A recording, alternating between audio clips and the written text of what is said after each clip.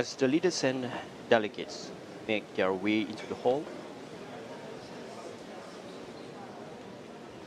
it will take this moment to warmly greet and extend a heartfelt welcome. This is indeed a very special opportunity to see ASEAN leaders and dialogue partners together once again, united in friendship and shared purpose. Each handshake, each smile exchange this evening reflects the trust and mutual respect that have long defined the ASEAN spirit.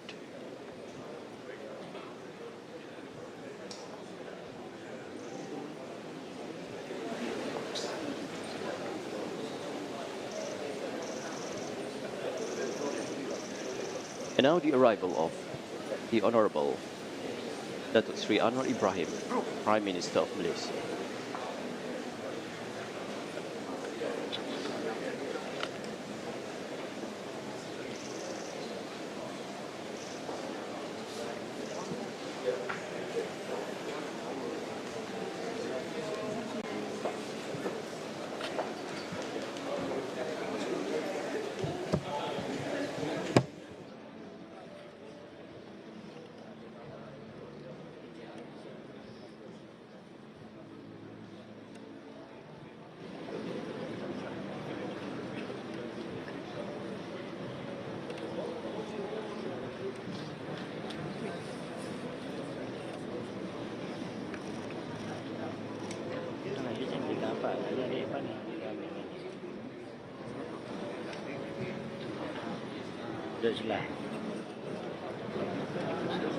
We can see now the Honorable Datuk Sri Anwar Ibrahim is already in the hall, and as the host nation of this year's ASEAN-India Summit, Malaysia once again stands at the heart of regional diplomacy, welcoming leaders and delegates to this very important platform of cooperation and shared aspiration.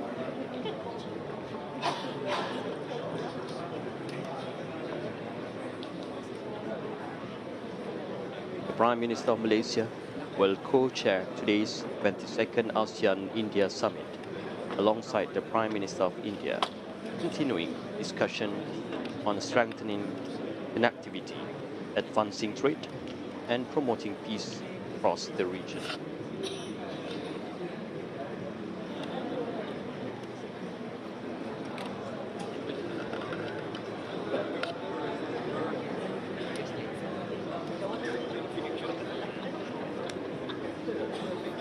His Majesty, Sultan of Brunei Darussalam.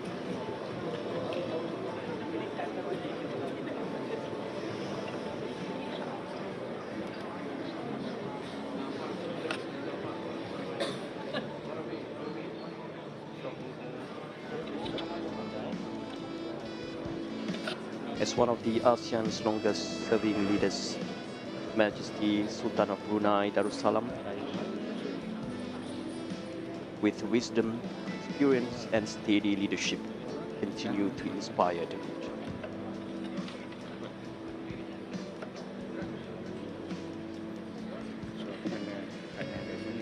Jaishankar Saab, is Prime Minister Modi online soon? Is he?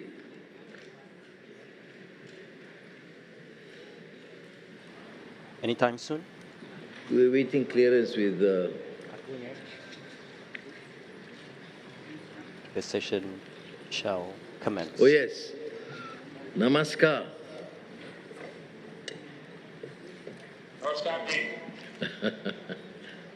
Now, can I call the meeting to order? Thank you very much. And we are very pleased today, on behalf of ASEAN leaders, to continue our deliberations and collaboration with India. And we have ASEAN-India Plan of Action 2030. We want to conclude the ASEAN-India Trade in Goods Agreement, ITIGA, by this year. So there has been some real progress And India, I mean, I must say for not only for Malaysia, Malaysia, of course, there have been always these special relations with India, partly because we have a large number of ethnic Indians in Malaysia, but also in terms of trade, investments, collaboration, universities with India. That is why I'm particularly delighted to have Prime Minister Narendra Modi, who's a friend of ASEAN and me personally. And I think, thank you very much. Welcome to this ASEAN meeting. And we have had a series of meetings today. And ASEAN-India Dialogue Relations for us remain a force for stability, for mutual prosperity, and with your strides in economic advancement in various fields, I'm sure it will be beneficial both to India and ASEAN. It is my honor, therefore, to invite my respected Prime Minister, Perdana Menteri of India, Narendra Modi, to deliver his opening remarks. Please.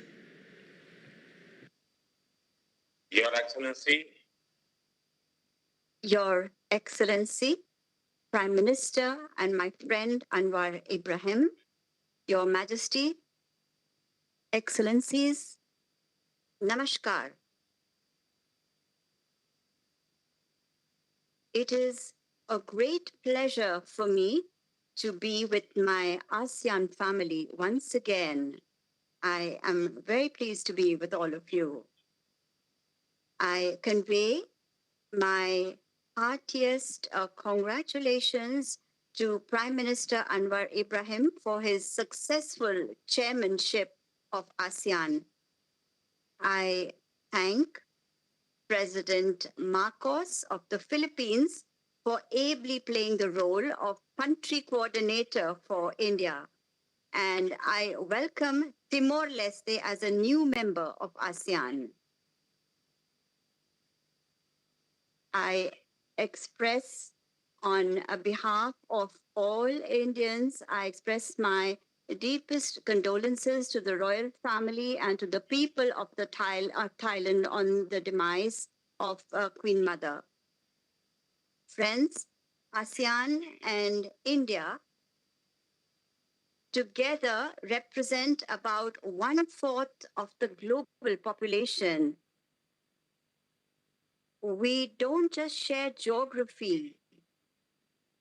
We are also bound together by deep historic ties and shared values. We are fellow travelers from the global south. Our partnership encompasses not just trade, but culture as well. ASEAN is a key pillar of India's Act East policy. India has always supported ASEAN centrality and ASEAN's outlook on the Indo-Pacific. Even in this period of uncertainty, there has been steady progress in the India-ASEAN Comprehensive Strategic Partnership. Our robust partnership is emerging as a cornerstone for global stability and development. Friends, the theme of this year's ASEAN Summit is inclusivity and sustainability. And this theme is clearly reflected in our collaborative efforts, whether it is digital inclusion or ensuring food security and resilient supply chains in today's complex global landscape. India fully supports these priorities and is committed to moving forward together in this direction. Friends, India has firmly stood together with its ASEAN friends during every catastrophe. Our cooperation is increasing at a fast pace in areas such as HADR, maritime security, and blue economy. We are therefore declaring the year 2026 as the ASEAN-India Year of Maritime Cooperation. At the same time, we are also actively working to enhance our mutual cooperation in areas such as education, tourism, science and technology, health, green energy, and cyber security. We will continue to work together to nurture our shared cultural heritage and to strengthen our people-to-people ties.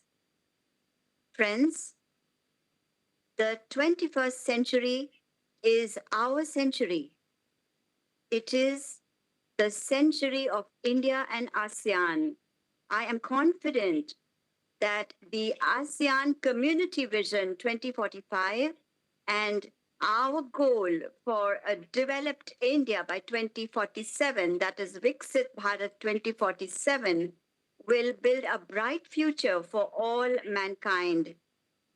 India is committed to working shoulder to shoulder with all of you to achieve these goals.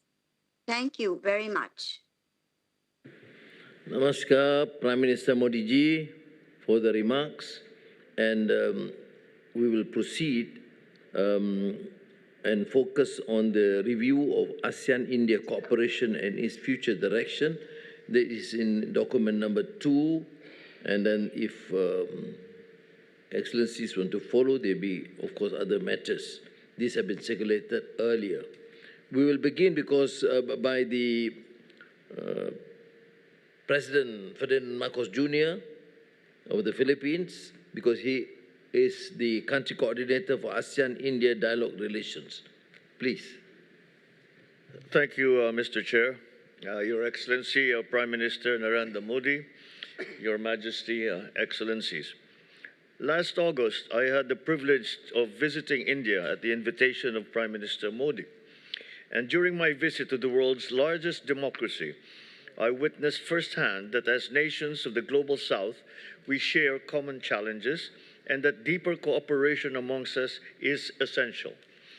As Southeast Asia's next-door neighbor, which is set to become the world's fourth largest economy, India has a lot to offer to ASEAN as a region. As a committed dialogue partner that recognizes ASEAN centrality through its Act East policy, which stresses ASEAN as a core pillar of its engagement, we may also turn our gaze to India for solutions to our common concerns. Foremost, as a maritime and archipelagic nation, I wish to highlight the great importance of the rule of law in our oceans. Both ASEAN and India should see peaceful settlement of disputes and maritime cooperation as essential, as our seas contribute to the peace and prosperity of the entire Indo-Pacific region. In this regard, I thank Prime Minister Modi for India's consistent support for international law and the rule of law in our ocean.